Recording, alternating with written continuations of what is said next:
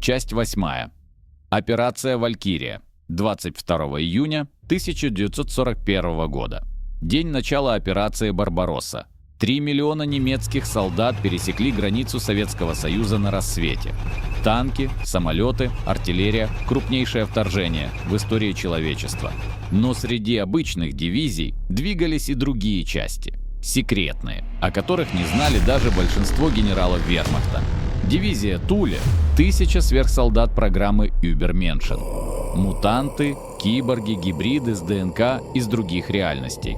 Они двигались ночью, избегая света дня, и оставляли за собой деревни, где не осталось ничего живого. Батальон Шаттен – 300 оперативников, обученных магией и технологиями архитекторов. Они могли открывать малые порталы, телепортироваться на короткие расстояния, становиться невидимыми. Элитные убийцы, которые убивали советских командиров, не оставляя следов.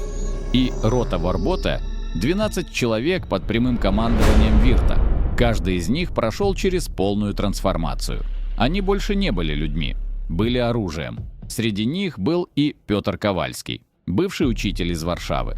Теперь существо, способное читать мысли каждого в радиусе километра и вбрасывать ложные воспоминания. Его использовали для допросов. Один взгляд, и пленный рассказывал все, что знал, даже того не осознавая. Была Эльза Круг, которая могла фазироваться через материю. Она проникала в бункеры, крепости, штабы, минуя все стены и замки. Совершенное орудие шпионажа. Был Курт Хельм, первый доброволец, который принес устройство от архитекторов. Теперь он мог управлять гравитацией в радиусе 100 метров. Танки взмывали в воздух от его жеста, бункеры схлопывались, как картонные коробки. Он был ходячим землетрясением. Но самым страшным был Субъект 0, первая успешная копия, созданная размножающимся экспериментом. У него не было имени, только номер. Он мог принимать форму любого человека, которого касался. Совершенный шпион, совершенный убийца. И он постоянно множился. Каждые 2 дня создавал новую копию себя. К августу 1941 года их было уже 47. Москва. 15 октября 1941 года. Немцы стояли в 50 километрах от столицы. Паника охватила город. Правительство готовилось к эвакуации. Сталин оставался, но даже он понимал, если враг прорвется, война проиграна. Но в Кремле, в подвалах под оружейной палатой, происходило нечто, о чем не знал даже сам Сталин. Старый архив НКВД, закрытый с 1920-х годов. В пыльных коробках лежали отчеты о паранормальных явлениях, собранные еще чекистами гражданской войны.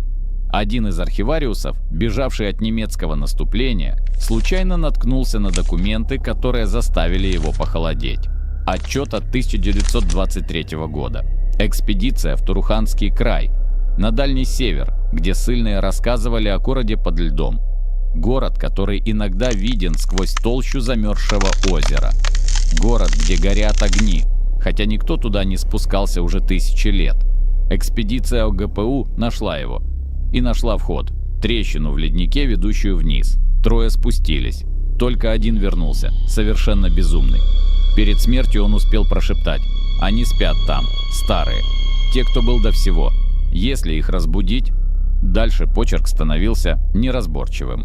Архивариус принес документы своему начальнику. Тот выше. Через 3 дня бумаги лежали на столе Лаврентия Берии. Глава НКВД читал отчет с каменным лицом. Потом поднял телефон. «Товарищ Сталин, у меня есть информация. Странная, но, возможно, важная. Вавелсберг». В то же время Вирт стоял перед огромной картой мира, по которой ползали светящиеся линии, порталы, открытые по всему земному шару. За 16 месяцев операция «Рагнарёк» вышла за пределы Германии. Агенты Анненербе искали разломы, древние врата, места, где ткань реальности была тонка. Они нашли 23. Париж, Лувр 1, Стоунхендж в Британии 2, пирамиды Гизы 3, Мачу-Пикчу в Перу 4, остров Пасхи 5. Каждый был заперт, запечатан древними цивилизациями. Каждый кричал «Не открывать!», и Вирт методично вскрывал их все, как консервные банки. «Херр Штурмбанфюрер», — позвал его Зиверс, входя с планшетом. Новые данные от разведки. Советы что-то нашли на севере. Отправили экспедицию. Закрытую, под грифом «Совершенно секретно». Вирт не оборачивался, продолжая изучать карту. Координаты – Туруханский край. Озеро Виви. Зиверс положил фотографии на стол. Аэрофотосъемка показывала замерзшее озеро диаметром около 15 километров.